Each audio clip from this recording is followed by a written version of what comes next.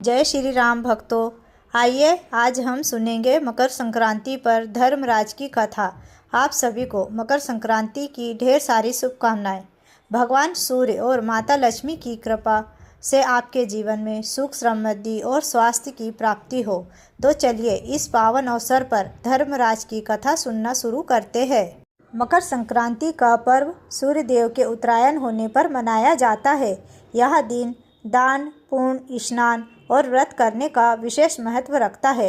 राजा भगीरथ ने तपस्या कर पाप नाशनी गंगा को पृथ्वी पर लाकर अपने पूर्वजों को मोक्ष प्रदान किया और यही कारण है कि मकर संक्रांति पर गंगा स्नान और तर्पण की प्रथा प्रचलित है। कपिल मुनि के आश्रम पर मातुंगे गंगा का पादापरण भी इसी दिन हुआ था।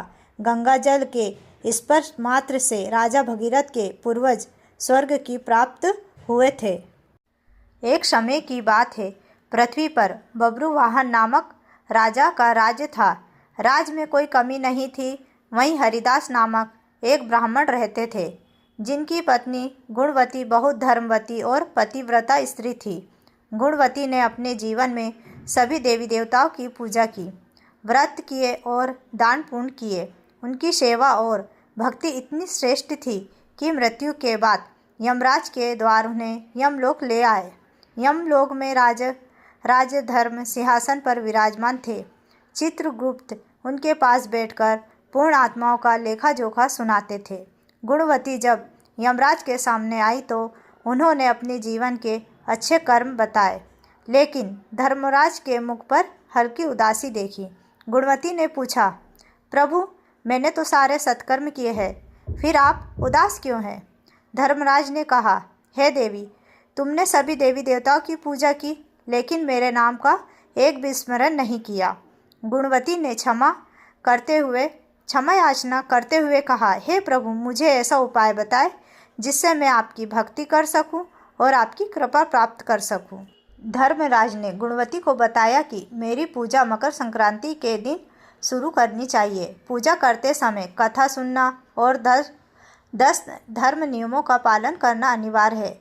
धीरज रखना और संतुष्ट रहना, अपने मन को वश में रखना और सभी को क्षमा करना, दुष्कर्मों से दूर रहना, मानसिक और शारीरिक शुद्धि बनाए रखना, अपनी इंद्रियों पर नियंत्रण रखना, बुरे विचार मन में न लाना, पूजा पाठ और दान पुण्य करना, व्रत करना और व्रत की कथा सुनना, सच्चाई से बोलना और अच्छाई का पालन करना, क्रोध से दूर रहना।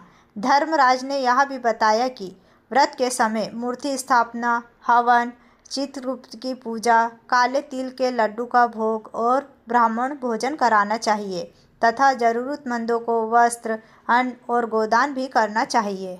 धर्मराज की पूरी कथा सुनकर गुणवती को पुनः पृथ्वी पर लौटने की अनुमति दी ताकि वह व्रत कर सके और इसका प्रचार कर सके। धरती पर लौटकर गुणवती और उसके पति ने धर्मराज द्वारा बताए गए व्रत को विधिपूर्वक प्रारंभ किया।